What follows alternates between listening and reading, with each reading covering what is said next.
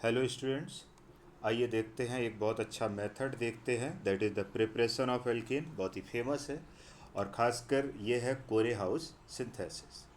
कोरे house synthesis तब हमें जनरली याद आता है जब हम वुड्स रिएक्शन काफ़ी डिटेल में पढ़ चुके होते हैं और वुड्स रिएक्शन में एक लिमिटेशन मिलती है कि वुड्स रिएक्शन से हम केवल सिमेट्रिकल कार्बन एटम के एल्केन ही गुड यील्ड में बना सकते हैं, अनसिमेट्रिकल नहीं बना पाते। तो अनसिमेट्रिकल के किससे बनाते हैं? वो बनाते हैं कोरे हाउस सिंथेसिस से। तो ये जो है odd as well as even number of carbon atom के लिए एक बहुत ही अच्छा मेथड होता है। आइए देखते हैं ये मेथड है क्या। यहाँ पर एक रिएक्शन इंटरमीडिएट बनता है, that is known as the Gilman reagent. Okay, तो आइए देखते हैं। तो जैसे मान लीजिए तुमने यहाँ पर लिया आर सी एल ओके, और साथ ही साथ में दो एल आई यहाँ पर हम रिएक्शन कराएंगे, और दो एल आई रिएक्शन कराएंगे तो आर एल आई बनेगा और एल आई एक्स। अब ये मैकेनिज्म कैसे होती है, जरा इसको भी देख लेते हैं।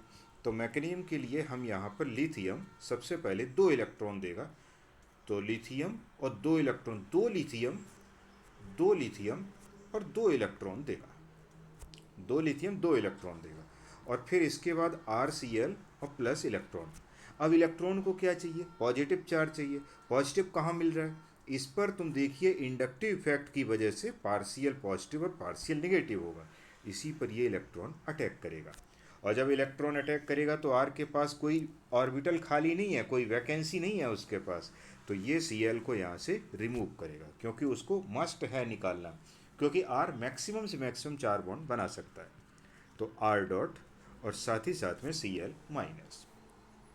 अब ध्यान दीजिए कि जो दूसरा वाला लिथियम का इलेक्ट्रॉन था आर डॉट, और प्लस एक और जो इलेक्ट्रॉन आया, ये भी इस पर अटैक करेगा। क्यों? क्योंकि इसके पास सिर्फ 7 इलेक्ट्रॉन है, और एक और इलेक्ट्रॉन जब आएगा तो ये बन जाएगा आर निगेटिव। तो आर निगेटिव बन गया। और अब तुम ध्यान से देखो तो यहाँ पर क्या हो गया, एक बन गया तुम्हारे पास आर निगेटिव और एक बन गया सी एल माइनस, ठीक है। और साथ ही साथ में यहाँ पर तो ये क्या हो जाएगा, ये तुम्हारा हो जाएगा आर सी एल। तो यहाँ पर तो अब बनेगा यहाँ पर, तो एक क्या बन गया, आर एल आई बन गया। तो आर और एल आई किधर है? ये एल आई, और साथ ही साथ में एल आई एक्स। तो मैं दोबारा लिख देता हूँ, R C L plus twice L I, तो that is known as the R L I plus L I X. No problem. अब इसके बाद जो है आर एल आई, अब दो मॉलिक्यूल लेंगे आर एल आई के, आर एल आई, और तुम यहाँ से सी यू एक्स ले लो। तो जब सी यू एक्स लोगे तो यहाँ बन जाएगा R two C U L I, और इसी को कहते हैं गिलमैन रिएजेंट। क्या कहते हैं इसको? Gillman reagent. और जब कार्बन इलेक्ट्रोपॉजिटिव एलिमेंट के साथ बॉन्ड की फॉर्मेशन करता है तो इसको हम एक और नाम देते हैं, इन्हें हम कैटेगराइज करते हैं ऑर्गेनोमेटेलिक कंपाउंड्स में, ऑर्गेनोमेटेलिक कंपाउंड्स में। ओके, तो अगर हम यहाँ पर देखेंगे तो जैसे आर हो गया और ये आर, और ये रहा तुम्हारा यहाँ पर सी यू, और दिस और ये हो गया एल आई प्लस और ये निगेटिव। ये बॉन्ड कैसा है? आयनिक है। ओके, और ये बॉन्ड कैसा है? कोवेलेंट है ना। This bond is also known as the covalent. तो ये आप समझ लें। और ये क्या करेगा, अब आर माइनस प्रोवाइड करेगा। आर, क्योंकि आर ज़्यादा इलेक्ट्रोनिगेटिव है, देखिए कार्बन की इलेक्ट्रोनिगेटिविटी ज़्यादा है, तो ये इसलिए आर माइनस प्रोवाइड करेगा। अब यहाँ पर तुम R two C U L I लेकर के आए, और साथ ही साथ में तुमने यहाँ पर अब किसी भी आर एक्स पर तुमने अटैक करा दिया। अब ये आर डैश ले लेता हूँ थोड़ा अलग करने के लिए।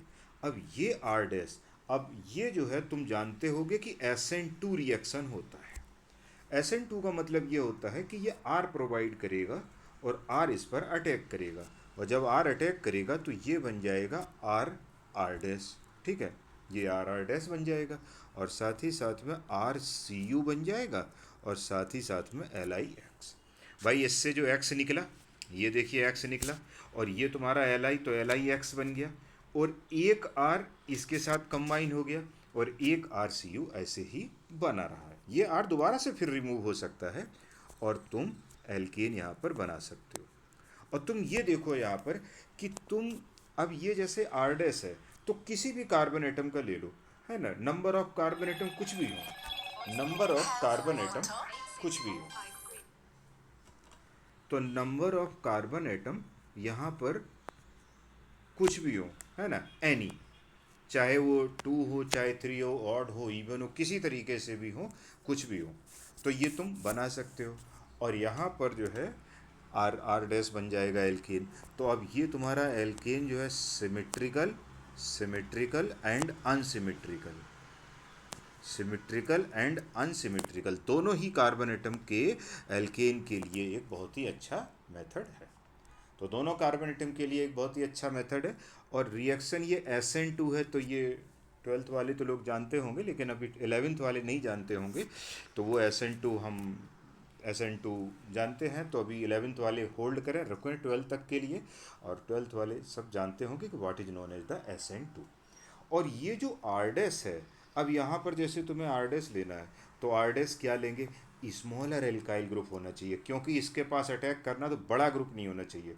तो आरडेस क्या होना चाहिए, या तो आपका 1 डिग्री है, या 2 डिग्री है, या फिर साइक्लिक भी चल जाएगा, साइक्लिक पे भी हिंड्रेंस नहीं होगा, लेकिन 3 डिग्री नहीं होना चाहिए, नॉट 3 डिग्री। और 3 डिग्री अगर तुमने अल्काइल क्लोराइड ले लिया है, अगर तुमने 3 डिग्री अल्काइल क्लोराइड ले लिया है, तो फिर रिएक्शन SN1 हो जाती है, सॉरी, रिएक्शन वहाँ पर एल्कीन बन जाता है, या कोई और रिएक्शन हो जाती है, इलिमिनेशन हो जाता है, इसलिए हमें उसको कंसीडर नहीं करना है। तो केवल 1 डिग्री, 2 डिग्री, या फिर cyclic group, cyclic alkyl group होना चाहिए। Okay, thank you.